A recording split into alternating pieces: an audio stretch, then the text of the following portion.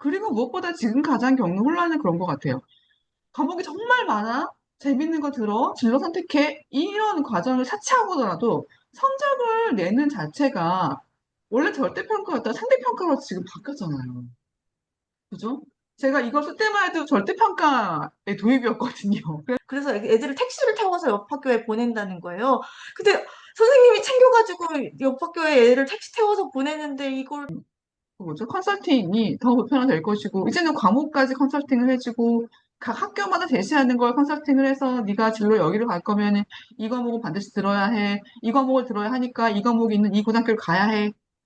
까지 컨설팅이 된다는 거잖아요. 자기의 진로를 잘, 뭐랄까요, 내러티브를 잘 만들 수 있는 그런 철학과 서사를 가지기 위한 독서와 글쓰기 훈련이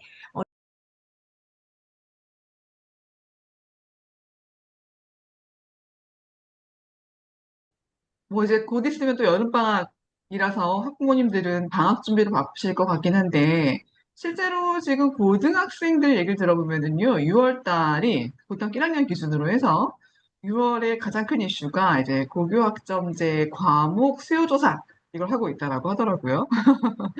그래서 좀 이제 또 기말고사 앞두면서도 바쁘게 지내고 있다는 얘기들을 제가 주변에서 듣긴 했는데 사실 저는 고교학점제를 예전에 제가 컨텐츠로 다룬 바도 있고 워낙에 좀 그 취지를 알고부터 굉장히 적극 공감하고 굉장히 잘했다라고 생각했던 사람이었었는데 뭐 최근 들려오는 얘기들이 좀 그렇지 못한 것 같아요. 좀 많이 접하고 계실 것 같아요. 어떠세요? 네, 그래도 저희 자녀는 저학년이기는 하지만 뭐 고학년 자녀를 두신 분들 혹은 더 조금 언니 오빠들 중에서 중학교 자녀를 두신 분들은 고교학점제가 이제 바로 닥친 남 이야기가 아니잖아요. 너무 솔직히는 불안해하시는 분들이 대다수이시고요. 그 초반에 그 이상적인 교육 목표에 대해서 공감하고 기대했던 것보다 지금 현장에서의 혼란이 너무 큰 것 같아서 저도 이걸 진짜 찬성 입장을 고수해도 되는 건가 고민이 너무 많이 될 정도로 혼란스러운 상황이에요. 경준쌤, 저처럼 사실은 독서교육하고 토론교육하는 사람들은 대부분 이 본교학점제 내를 에서 굉장히 기대도 많이 하고 좀 찬성을 많이 하셨을 걸로 알아요. 또 그런 방향으로 가는 교육이기 때문에. 근데 이제 당장 지난 4월 제가 뉴스를 보기로 학부모님들보다는 교사들이 먼저 움직였다라고 하더라고요. 교사들이 현장에서 너무 혼란이 가중되고 있고 여러 등등의 상황을 감안했을 때 도저히 고교학점제를 계속하기 어렵다. 이 정책을 폐지해달라라고 요구했다. 뭐 되게 좀 이례적이긴 했어요. 학교 교사분들에게서 먼저 이런 얘기 나왔다는 게 굉장히 좀 시사하는 바가 많지 않았나? 이런 생각이 들긴 하더라고요. 고교학점제에 대한 뭐 정보는 사실 저희보다도 굉장히 많은 학부모님들이 이미 많이 알고 계실 거고요. 많은 교육 유튜브라든가 많은 뭐 언론사에서 굉장히 딥하게 깊이 있게 다뤄왔어요. 굉장히 오래된 얘기기는 하죠. 이제 제가 여기 사진은 뭐 서울형 고교학점제의 이미지를 가져오긴 한 거긴 하지만 결국 이제 전국적으로 올해부터 시행이 됐잖아요. 그쵸? 뭐 시범 학교들도 이미 몇 년 동안 진행이 되긴 했지만, 그걸 다 떠나서 올해는 고1부터, 2009년생이 고1 되는 올해부터 전면 시행이 됐고, 여기 뭐 제목을 보셔도 아시겠지만, 사실 저는 고교학점제를 한다고 했을 때, 결국엔 토론 논술이 정말 중요한 시대가 되겠구나. 그리고 정말 토론 논술이야말로 어떤 교육의 궁극적인 지향점이라고 생각하고 있는 사람으로서는, 드디어 우리가 줄 세우기 식의 교육이 아닌, 정말 교육단 교육을 하나보다라고 생각을 했었어요. 그도 그럴 것이 이 고교학점제는 결국 아이의 진로를 목표로 하고, 그쵸? 진로를 목표를 두고 원하는 과목을 내가 선택해서 대학에서 우리가 학점을 이수하듯이 선택해서 듣고 내 진로를 좀 찾아가는, 탐색해가는 좀 진짜 공부를 한다. 뭐 정해진 시간표대로 그 시간만 채우고 때우는 방식이 아니라 그렇게 하겠다라는 거였었잖아요. 그래서 물론 이제 그 당시에도 우려가 있긴 했어요. 과연 과목을 선택하는 문제라던가 또는 각 학교마다 개설되는 과목이 다를 텐데 그거에 대한 뭐 형평성이나 편차 어떻게 할 것인가 이런 얘기들이 우려로 제기가 됐긴 했었지만 그럼에도 불구하고 이 교육이 갖고 있는 굉장히 좋은 지향점들 분명히 있었거든요. 경진쌤도 아마 그 부분 때문에 굉장히 적극 동조하셨을 거라고 생각해요. 고교학점제 가장 큰 장점은 뭐라고 보셨어요? 학생들이 자율적으로, 자기주도적으로 수업을 선택해서 할 수 있다는 점을 가장 크게 장점으로 보았어요. 저는 뭐 독서 지도를 할 때에도 혹은 뉴스 같은 것들 토론할 때에도 아이들이 직접 좀 흥미있는 기사를 골라보게 하거나 책을 직접 어떤 책으로 우리가 수업을 할지 책을 선택하는 과정에서부터 같이 개입을 해서 아이들이 자율성을 좀 찾아서 스스로 공부하는 걸 중요하게 여기거든요. 이제 음, 그게 지속적으로 학습 동기가 될 거라고 믿기도 하고, 그래서 고교학점제를 통해서 정말 수업을 학교에서 그냥 자고 학원 숙제하고 그런 게 아니라 고교 정상화에도 도움이 되겠구나 하는 기대를 품었었던 게 사실이에요. 음, 근데 참 지금 올해 이 현장이 너무 혼란스럽네요. 맞아요. 마이스터고에서 그 시범 그 운영을 했을 때만 하더라도 학생들의 그 자체 평가가 만족도가 68% 정확한 수치가 오. 기억나진 않지만 굉장히 높았던 걸로 기억을 하거든요. 그게 사실 마이스터고들이 굳이 얘기를 하자면 입시 한복판에 있는 학교가 아니거든요. 그렇잖아요. 그런 것 때문에 막상 전국으로 확대가 됐을 때는 거기서는 괴리가 있는 것 같아요. 일반 학교도 일반고나 뭐 자사고 특목고를 포함 일반고들은 일단 입시가 가장 최종 목표인데 그러다 보니 이게 단순히 내가 좋아하는 과목 진짜 한번 들어보고 진로 맞을지 결정하고 이렇게 할 수 없다는 거거든요. 내가 성적 관리를 해야 되니까 성적이 너무 중요하기도 하고 그리고 무엇보다 지금 가장 겪는 혼란은 그런 것 같아요. 과목이 정말 많아 재밌는 거 들어 진로 선택해 이런 과정을 차치하고더라도 성적을 내는 자체가 원래 절대평가였다 상대평가로 지금 바뀌었잖아요. 그죠? 제가 이걸 쓸 때만 해도 절대평가의 도입이었거든요. 그래서, 아, 드디어 아이들이 뭔가 친구를 뭐 밟고 올라가자. 되고 저 친구 경쟁하는 게 아니라 나한테 필요한 공부, 내 공부를 해서 성적을 내는 절대평가가 되는구나 생각했었는데, 이게 뭐 어떤 입시와 평가와 이런 것들이 섞인 이유 때문에 상대평가와 절대평가를 혼용하는 방식으로 됐잖아요. 근데 결국 이게 혼용이라는 게 무슨 의미가 있나 싶은 게 A를 써주고 뭐 등급은 2등급이야. 하면 누구나 2등급을 보지 A를 주목하게 되진 않을 거란 말이죠. 그래서 이거야말로 진짜 또 애초에 취지는 그대로 살려두고 뭔가 보완하는 방식이라고 얘기는 하지만 한 발 하씩 후퇴하는 방식이 아닌가 이런 생각이 좀 들긴 하더라고요. 이게 고교학점제 사실 상대평가일 때와 절대평가일 때 차이가 크다고 생각하시는데 어떻게 보세요?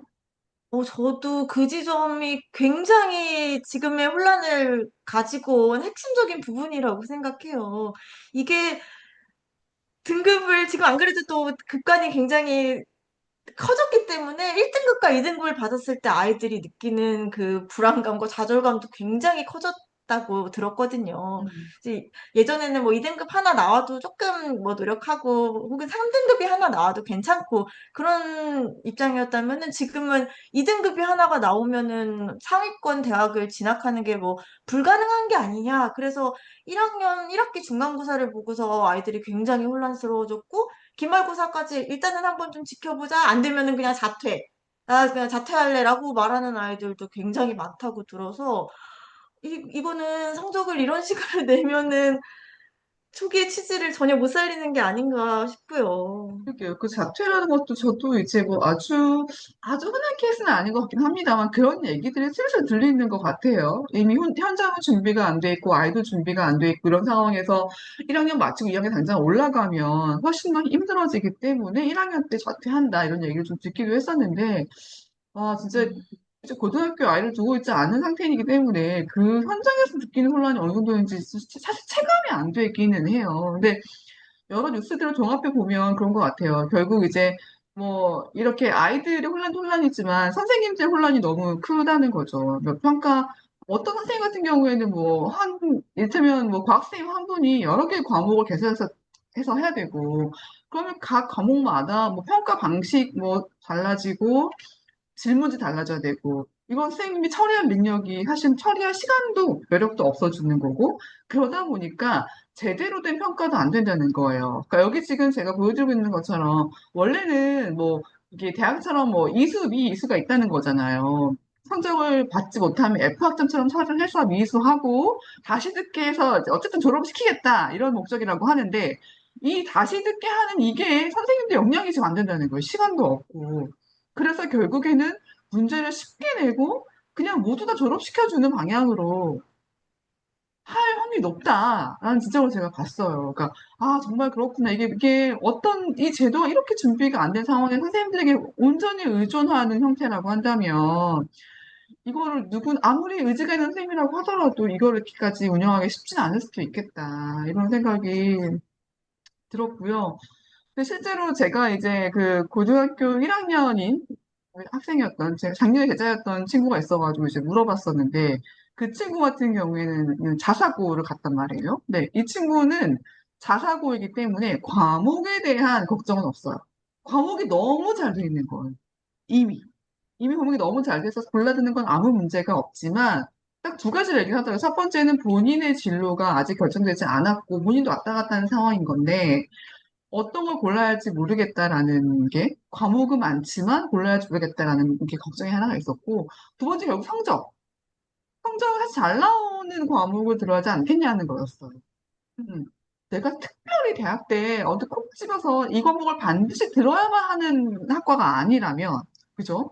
결국에는 점수를 잘 주는 선생님, 점수가 잘 나오는 과목을 선택해서 듣고 나머지 시간에 수능 공부하고 이렇게 좀 병행하지 않겠냐 얘기를 하는 거예요. 그래서 와 아이들이 정말로 할 게 너무 많아졌구나. 수능은 수능대로 하면서 내신 내신대로 챙기면서 또 진로나 이런 거 챙기면서 이걸 다 누가 할 것이냐. 결국에는 학부모의 몫으로 돌아오지 않을까? 결국에는 사교육에 의존하지 않을까? 컨설팅. 정보 격차가 이걸 모르는 부모님들, 모르는 학생들은 더 불안할 것이고, 분명히 여기에서 피해를 보는 학생들이 생길 것 같아서요. 음, 실제로 뭐 제가 정확하게는 뭐 제가 리서치 조사는 아니지만 지방에 있는 학교들 같은 경우에는 과목이 없다는 거잖아요. 선생님도 없으시고 과목도 아예 없어서 그래서 교육부가 내놓은 방식은 옆에 학교에 있는 과목을 들어도 돼라는 거고 그것도 안 되면 멀리 있는 학교에 온라인 수업을 들어라는 거예요. 근데 뭐 어떻게 보자면 굳이 이 제도를 운영하기 위한 뭐 보완책이라고 볼 수는 있겠지만 우리도 고등학생을 지내봤지만 고등학생 아이들이 이 그 자기가 속한 환경이 되게 중요한 아이들인데 매 수업 때마다 학교 가서 수업을 듣는다거나 아니 어떤 데는 온라인 수업 듣고 이런 환경 이런 혼란 자체가 아이들에게 추가적인 부담을 주지 않을까? 정말 너무너무너무 적극적인 아이가 있다거나 아니면 내가 꼭 들어야 하는 과목이 있어서 거기를 가는 아이를 제외하고는 대부분의 아이들이 자기 학교에 마련된 과목으로 대충 그냥 수업 이수하려고 하지 않을까요? 그렇죠. 사실, 요즘 같은 시대에 인터넷으로 무언가 학교 선생님들이 인프라가 구축이 되지 않았을 때 인터넷 강의를 듣는다든지 이런 방식으로 확장되는 거는 저는 긍정적으로 처음엔 봤었어요. 네, 뭐 조금 더 전문적인 선생님의 강의를 자습하는 형태로 들을 수도 있겠구나라는 생각도 했었고요. 근데 그게 온라인으로 자습을 하는 게 진짜 효과적인 수업이 진행되지 않는다는 현실, 그리고 음, 아까 말씀해 주신 것처럼 다른 학교로 이동을 해가지고 수업을 들을 수 있는 걸 실제로 시행을 올해부터 하고 있고, 그래서 애들을 택시를 타고서 옆 학교에 보낸다는 거예요. 근데 선생님이 챙겨가지고 옆 학교에 애를 택시 태워서 보내는데 이걸 그 사이에서 일어나는 사고는 그러면은 혹시라도 일어날 사고는 누가 책임을 질 것이며 이것도 학교에서 너무너무 큰 부담이신 거죠. 이게 정말 초기 취지는 좋았지만 현실에서 네, 운영할 만큼의 그런 준비가 충분히 되었느냐는 고개를 저을 수밖에 없는 상황이라 자꾸 부정적인 얘기밖에 못하게 되어가지고 좀 네, 속상하네요. 좀 맞아요. 이거를 그래도 긍정하는 분들의 의견을 좀 더 짚어보고 싶기도 해요. 음, 사실 저도 이제 이런 거 보면서 많은 분들이 얘기를 듣기도 하고 찾아보기도 하고 했는데 대부분의 분들이 이렇게까지 부정적인 얘기밖에 못해서 죄송합니다는 얘기를 하더라고요. 모든 교육 전문가들이 너무 긍정적인 말씀 못 드려 죄송해요 이렇게 얘기를 하고 있어요. 정말로. 그만큼 아이들이 느끼는 혼란이 훨씬 더 심각하겠다 생각이 들고 이게 우리가 뭐 물론 취지는 교육 격차 해소하고 정말 공부다운 공부, 자기주도 공부하게 하겠다. 그래서 사교육에 의존하지 않고도 공부하는 환경 만들어줄 게 였을 거예요. 근데 결과적으로는 잘하는 아이들, 뭐 사교육을 넉넉하게 받을 수 있는 아이들, 뭐 특목고 자사고 가서 굉장히 좋은 뭐 과목 선택할 수 있는 아이들에게만 유리하게 되는 거 아니야라는 걱정이 사실 제일 먼저 들고요. 안타까운 건 이게 이제 시작이라는 거잖아요. 올해가 첫 스타트라는 거예요. 뭐 선생님들이 폐지 목소리를 높이고 있고 부모님들이 뭐 반대 목소리를 높인다고 하더라도 이게 또 1, 2년 안에 바뀌었을 때 또 그럼 그때의 혼란을 어떻게 할 것인가. 교육 정책이 정말 자주 바뀌는 게 오늘의 가장 큰 문제라고 어, 하는데 이거를 네. 또 올해 시작한 정책이 근래에 바뀔 수 있을 까 저는 아니라고 보거든요. 뭐 보완을 할 수는 있겠지만 이게 바뀌진 않을 거라고 생각해요. 근데 그렇다고 하면 우리가 그렇겠죠. 여기서 빨리 뭔가 우리만의 방식을 찾아야 하는데 그게 결국은 부모의 몫으로 돌아오게 될 거라는 점. 그러게요. 이게 참 지금 문제가 되니까 다시 돌아가야 한다, 폐지해야 한다라는 쪽에 손을 들고 싶진 않은 게 본심이거든요. 교육 취지 자체는 굉장히 지향하는 바이고, 미래 교육에 맞다고, 합당하다고 보는데, 이게 현장에서 맞지 않는 부분이 있다면은 좀 발빠르게 이 대안을 마련을 해서 좀 수정 보완을 시급하게 들어가줘야 되는 부분이 아닌가, 그런 생각이 많이 듭니다. 맞습니다.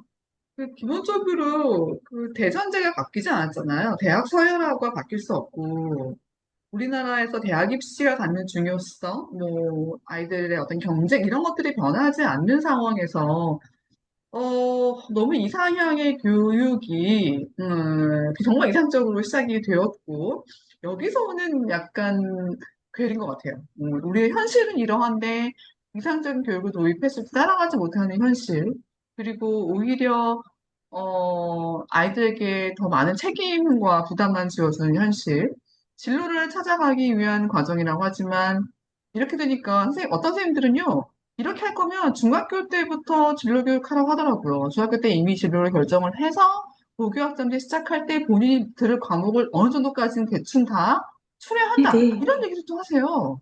네, 맞아요. 그래서 저희 주변에 있는 그 고학년 혹은 중학교 자녀를 둔 학부모님들은 고교 학점제를 대비하기 위한 중등 학부모를 위한 강연과 세미나에 들어가세요.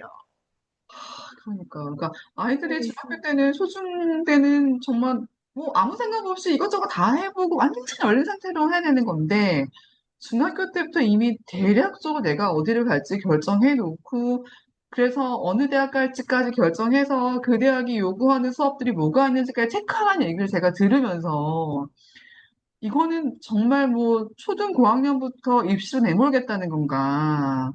이게 결국에는 대학 입시라는 목표, 좋은 대학이라는 목표, 이렇게 아무리 훌륭한 교육 제도가 있다고 한들 우리에게는 굉장히 큰 시련일 수밖에 없겠구나, 이런 생각을 좀 하게 됐고요. 근데 막상 경제생은 아이가 저학년이긴 해도 한국 교육을 계속 받아야 하고, 뭐, 자녀분이 고등학교 갈 때까지는 사실상 안 바뀔 수 있는 확률이 높기도 하잖아요. 교육 정책이 자주 바뀌지 않을 거니까. 물론 이제 안착이 될 수는 있겠지만. 학부모 입장에서 어떤 점들이 가장 걱정이 되세요? 저는 개인적으로는 이 방식이 조금 더 보완되어서 안착되기를 바라는 입장이에요. 사실 정책이 나왔을 때는 너무 속으로는 내심 기뻤고요. 우리 아이가 대학에 갈 때는 지금 기존의 그런 입시 정책이 아니라 이런 바뀐 고교 학점제와 혹은 좀 더 다양한 방식으로 자기가 진로를 선택할 수 있는 그런 좀 공교육이 좀 선진화된, 미래화된 그런 방향으로 입시를 준비할 수 있겠구나라는 생각을 가지고 기대를 했던 입장이기 때문에 지금 단 한 번 중간고사 한 학기의 그런 부작용보다는 좀 긍정적인 미래를 꿈꾸고 싶은 입장이거든요. 근데, 조금 이 시점에서 더 너무 그 탁상공론 같고 이상적인 이야기일지는 모르겠지만 약간 더 한 발 떨어져서 미래 사회에 정말 어머니들 저희 때 졸업하고 직장 구했던 것처럼 대학의 간판이 그렇게 중요해질 것인가, 그런 시대가 지속될 것인가에 대한 고민이라거나, 혹은 아이들이 학교에서 배우는 게 지금 기존 학교의 그런 고교학점제 이전의 제도는 반드시 정해진 지정 과목을 아이들이 듣고 공교육에서는 우리가 정해진 것을 반드시 있어야 될, 반드시 들어야 될 과목이 있는 거고 우리가 필수 교양이 민주시민으로서 어, 가져야 할 역량을 키워야 한다라는 게 있었다면 지금 고교학점제 같은 경우에는 조금 더 다양한 것들을 많이 넣고 있는 입장이잖아요. 그래서 어떤 교사분 칼럼에서는 그래도 학교의 공교육의 그 지위, 그 공교육의 목표는 아이들이 공통적으로 배워야 하는 것에 집중을 해야지 너무 이렇게 다양한 것들을 선택하는 것을 공교육에서 해결하려고 하기 때문에 이런 문제가 생기는 것이 아니냐라고 고교학점제를 비판하시는 그런 글이기도 했어요. 이 지점에 대해서 사회적 합의는 어떻게 되고 있는지, 부모님들은 어떤 생각을 가지고 계신지 이런 거를 조금 더 많이 직접적으로, 적극적으로 이야기를 나눠야 될 시기가 아닌가 싶어요. 제가 지금 현재 우리 아이가 고등학교 1학년 한국 교육을 받고 있는 학부모였다고 하면 정말 화가 많이 날 것 같아요. 어, 안 그래도 아이들이 이렇게 경쟁에 몰리는 거에 너무너무 마음이 안타까운데 더 많은 부담을 지어준다는 거. 그리고 결국 학부모님들이 좌절감을 느끼는 거거든요. 결국 이런 제도가 바뀌어봐야 잘하는 애들을 위한 제도일 뿐이라는 거예요. 밑에 있는 아이들은 여전히 더 많은 걸 챙겨야 하고, 이제 기껏 그전 거에 좀 적응했더니 다시 바뀌어서, 이렇게 되면은, 안 그래도 지금 보편화되고 있다는, 그 뭐죠? 컨설팅이 더 보편화될 것이고, 이제는 과목까지 컨설팅을 해주고, 각 학교마다 제시하는 걸 컨설팅을 해서 네가 진로 여기로 갈 거면은 이 과목은 반드시 들어야 해. 이 과목을 들어야 하니까 이 과목이 있는 이 고등학교를 가야 해. 까지 컨설팅이 된다는 거잖아요. 그런 이야기 들었어요. 그래서 이런 아이들마다 진로 컨설팅을 해주는 전문가를 학교에 각각 한 명 이상씩 배치를 해요. 아이들 상담을 시킨다. 너무 좋은 취지라고 생각하는데, 너무 당연하게도 혹은 학부모님들 학교의 컨설팅을 믿으실까요? 그 몇백 명 담당하는 선생님을 믿으실까요? 1대1로 장시간 상담해 주실 수 있는 비싼 외부 컨설팅을 믿으실까요? 그 생각도 들었고요. 물론 그럼에도 불구하고 되게 좋은 제도긴 하네요. 그쵸? 뭐 모두가 우리 다 컨설팅 받을 수 있는 거 아니고 뭐 기본적으로라도 제공해 줄 것들을 공교육에 제공해 준다는 건 되게 잘하고 있다 생각이 좀 들긴 하고요. 그러니까 이 당장 입시가 코앞에 닥치고 고1 학부모님들 혹은 내년에 고등학교 진학할 중3 학부모님들 혹은 그 아래 학부모님들이 얼마나 걱정이 많을까. 얼마나 지금은 발등에 불 떨어져서 막 해야 될 일이 많고, 아이는 아이대로 바쁘고, 부모는 부모대로 이 무거운 짐 때문에 힘들까라는 생각을 하니까, 결코 마음이 좀 편하지가 않는 것 같아요. 그럼에도 불구하고, 많은 분들이요, 고교학점제 준비를 해야 될 거 아니에요. 그쵸? 그거에 가장 첫 번째로 독서를 꼽으시더군요. 독서하고, 대화하고, 글쓰기를 통해 정리해보는 능력이 정말 중요하다는 얘기들을 공통적으로, 하고 계시는 걸 봤어요. 그래서 우리가 이제 또 한 번 좀 초심으로 돌아가야 할 상황. 어렸을 때도 좀 책을, 그렇다고 막 입시를 위해 막, 이건 아니고요. 그쵸? 독서를 좀, 네네. 자기의 진로를 잘, 뭐랄까요, 내러티브를 잘 만들 수 있는 그런 철학과 서사를 가지기 위한 독서와 글쓰기 훈련이 어려서부터 지속적으로 좀 이루어져야겠어요. 네네. 뭐 고교학점제 본편에 대한 도서 추천은 좀 어려우실 것 같고, 이제 이런 어때요? 좀 조금 책 추천이 좀 어려우실 것 같다 생각을 하긴 그러게요. 했는데, 이번 주제 정해지고 나서는, 이번에는 무슨 책을 추천드리면 좋을까 되게 고민을 많이 했는데요. 아무래도 좀 저희가 만나는 친구들이 초등학교 저학년 어린 친구들이고, 아직은 그래도 경험을 많이 해보고 생각을 좀 키우는 게 중요한 나이이다 보니까 두 권 정도 뽑아봤어요. 요시타케 신스케 작가, 유명한 그림책 작가라서 많이들 아실 텐데요. 그분 최근에 좀 재밌는 책이 나와서 별별 직업 상담소라는 책이 나왔거든요. 음, 네. 진짜로 장난스럽고 막 말도 안 되는 무슨 뜨개질하는지 이거 뭐 이런 것들까지도 막 나와 있어서 그냥 킥킥거리면서 웃으면서 재밌게 읽을 수 있는 책이기도 해요. 근데 그 음, 와중에 또 철학적인 질문들을 잘 작가분이 녹여내셔서 뭐 직업이 딱 직업을 정해놓지 않은 그런 사람도 되게 많아요. 하고 싶은 일을 찾지 못했다면 또 다른 하고 싶은 일을 찾아도 돼요.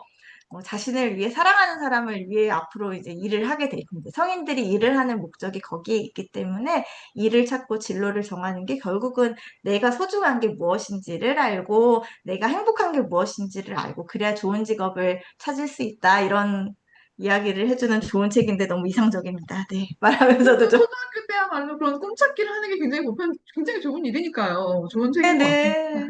벌써 사실은 초등학교 한 3, 4학년 저희 자녀 아이들 친구들 보면은 이제 교과목이 좀 늘어나고 학원도 늘어나고 이러면서 학교는 왜 가야 해요? 공부는 왜 해야 해요? 라는 말을 하기 그럼요. 시작하거든요. 그런 친구들에게 좀 편안하게 읽힐 수 있는 책이라는 생각이 들었어요. 네. 네네네. 그리고 또 하나는 이거는 출간연도는 조금 됐는데 내가 학교를 만든다면이라는 책이 있거든요. 네, 이 책에서는 저는 굉장히 이 책을 마음에 들어 하면서 읽었던 게 학교가 왜 만들어졌는지 우리 일반적으로 그런 생각 잘 안 하고 그냥 일단 몸이 가 있고 수업을 듣고 집에 오잖아요. 근데 학교가 만들어진 취지를 좀 근본부터 생각해 볼 수 있고 그리고 세상에 굉장히 다양한 학교들이 있고 특성화 학교들도 존재한다는 것들을 보여주어서 초등학생용으로 나와 있는 책인데 우리가 그냥 관심 갖지 않으면은 잘 모를 법한 부모님이 굳이 알려주지 않는다면은 난 그냥 초등학교, 중학교, 고등학교 입시 준비해서 대학 가는 거야. 만 길이라고 생각하는 친구들에게 조금 더 다양한 좀 세상이 있다는 걸 보여줄 수 있는 책이 될 것 같아요. 좋습니다. 한 가지 덧붙여서 말씀드리면, 정말 초고나 뭐, 중학교 1학년 정도 됐다고 하면, 이제 거기에 연계해서 아까 말씀하신 대로 학교를 가야 하느냐, 학교는 반드시 가야 하느냐, 그럴 필요 없느냐에 대해서 토론도 재밌을 것 같아요. 저희 아이가 학교 토론대회에서 나왔던 주제라고 하더라고요. 학교 토론대회 주제로 학교를 반드시 가야 하느냐, 아니면 집에서 홈스쿨링 그냥 공부하면 되는 거냐, 이런 주제로 토론했다고 하던데, 그런 얘기들도 조금 이제 그 체계가 잡힌 아이들 같은 경우에는 재밌는 토론거리가 될 수 있을 것 같습니다.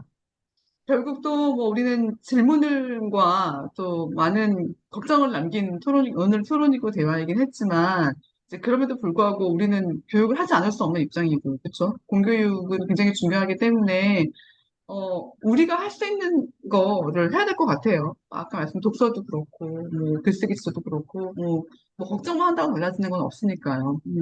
어쨌거나, 뭔가 이 혼란스러운 상황은 빨리 좀 이렇게 수습이 되기를 좀 바라보겠습니다. 저희는 다음 시간에 또 즐거운 주제를 가지고 만날게요. 감사합니다. 감사합니다.